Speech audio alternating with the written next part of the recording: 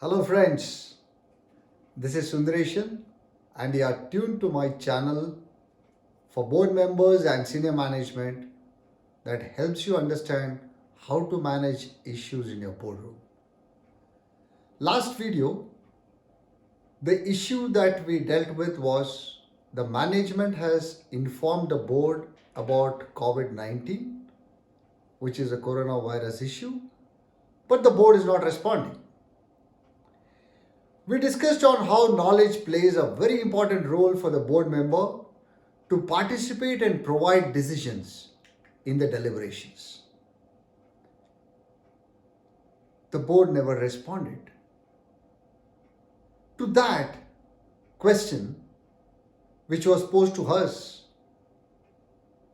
we discussed on how was the information transmitted in the first place by the management to its board members. Was it a formal channel that was used or informal channel that was used to communicate this information? Just to give a heads up, what are these formal channels and informal channels that I am talking about? A formal channel in any corporate is the means of communication that is controlled by people in position of authority. Now, what does it mean? It means a person from the management, however senior he may be,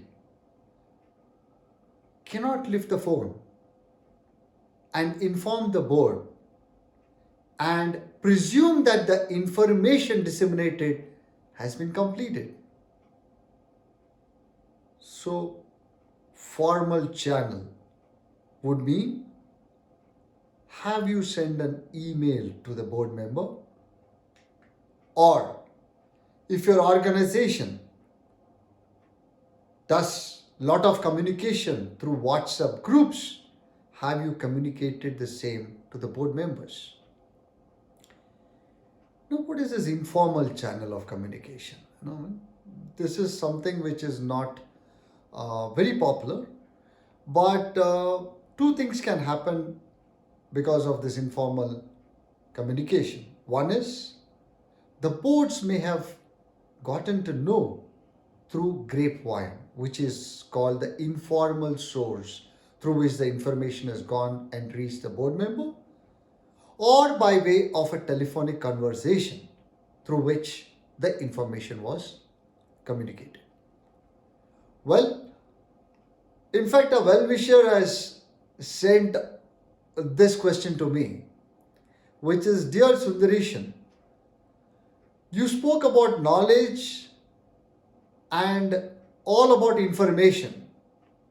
But what about the other two aspects of knowledge, which is awareness and understanding? When does this arise? Okay. Now, in my last video, we had discussed on how this information was transmitted by the management, whether it was through a formal or informal channel. And then we also analyzed whether management has used the formal channel to communicate this information. Presume that it's through a formal channel. Now, when the board member receives this information, that is the first level of communication that you have made. When the board reads what has been sent to them, that is awareness. And when the board comprehends what has been sent and sends it or communicates to the management, that is called understanding. So these are the three parts of knowledge that I had communicated in my previous video. Now, let us presume that this information was well received and the board has communicated to the management.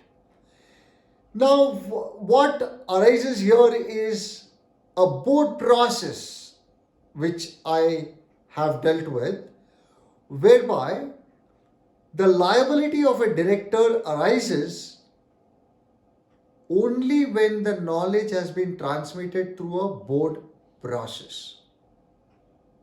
So, what is this board process? Is it a board meeting or is there any other modes of communicating to the board members?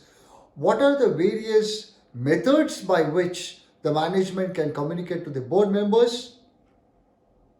Let us see it in the next video.